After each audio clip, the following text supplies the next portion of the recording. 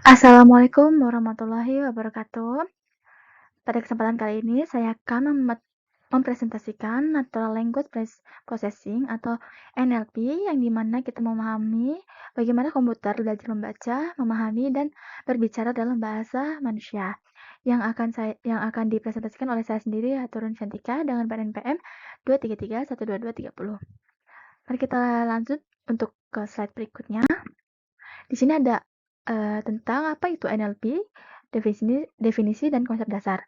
Di sini ada Natural Language atau NLP adalah cabang ilmu kecerdasan buatan atau AI yang berfokus pada interaksi antara komputer dan bahasa manusia.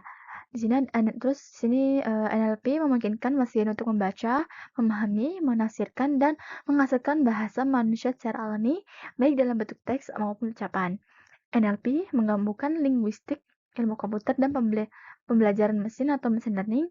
Ada bidangnya yaitu kedesain buatan atau AI, bahasa manusia atau teks dan suara, tujuan komunikasi manusia dan sampai komputer. Nah, sini ada sejarah singkat NLP. Yang pertama ada dari 1990-an. Di sini sebagai uji Turing dan penerjemahan mesin berbasis aturan pertama kali diperkenalkan. Lalu ada yang kedua di sini dari 1980-an, pendekatan statistik mulai menggantikan sistem berbasis aturan yang kaku. Lalu di sini ada yang ketiga 2000-an, mesin learning berkembang pesat, muncul model statistik yang lebih akurat. Lalu yang keempat ada 2010-an, kini deep learning dan transformer BRT, ChatGPT merevolusi kemampuan NLP modern. Nah, mari kita lanjut ke slide berikutnya, yaitu bagaimana NLP bekerja. Tahapan umum dalam pemrosesan bahasa alami, yaitu ada yang pertama, tokenisasi, memecah teks menjadi kata atau frasa atau token yang lebih kecil. Lalu sini ada post tagging, menandai jenis kata-kata, benda, kata kerja, kata sifat, dan seterusnya. Di sini yang ketiga ada parsing, yaitu menganalisis struktur tata bahasa dan hubungan antar kata. Lalu yang keempat ada analisis makna, yaitu memahami konteks dan makna untuk menghasilkan output yang tepat. Nah, di sisi selanjutnya, slide berikutnya ini yaitu aplikasi NLP dalam kehidupan. NLP hadir di banyak teknologi yang kita gunakan sehari-hari. Nah, yang pertama ada asisten suara. Di sini contohnya tuh seperti Siri, Google Assistant, Alexa memahami perintah suara pengguna. Lalu yang di bawahnya lagi ada filter dan spam email. Nah, di sini bisa fungsi itu sebagai mengklasifikasikan email penting, promosi, dan spam otomatis. Lalu di atasnya dapat terjemah otomatis. Dia fungsinya sebagai Google Translate menerjemahkan teks antara bahasa secara instan.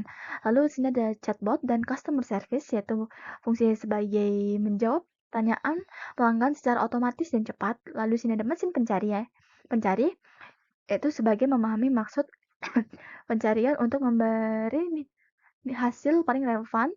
Lalu yang ke 6 ini ada analisis sentimen menilai opini publik dari ulasan yang ada di publik sosial. Terus kita ke next slide. Nah, tantangan dalam NLP, mengapa memahami bahasa manusia itu sulit bagi mesin?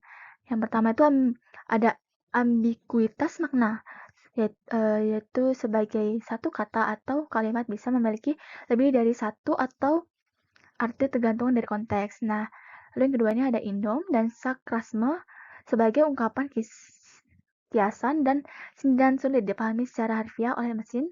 Yang ketiga, keberagaman bahasa, yaitu ribuan bahasa dan dialek dengan tata bahasa yang sangat berbeda-beda. Yang terakhir yaitu konteks budaya, sebagai makna suatu kalimat bisa berubah tergantung latar belakang budaya penutur. Nah, selanjutnya model dan teknologi NLP terkini.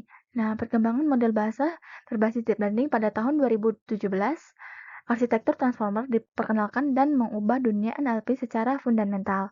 Di sini ada BRT, model dari Google untuk memahami konteks kata dua arah atau bidirectional. Terus ada yang ChatGPT, sebagai model generatif yang mampu menyusun teks menyerupai tulisan manusia. Lalu ada Word2Vec mempresentasikan kata sebagai vektor untuk menangkap makna semantik.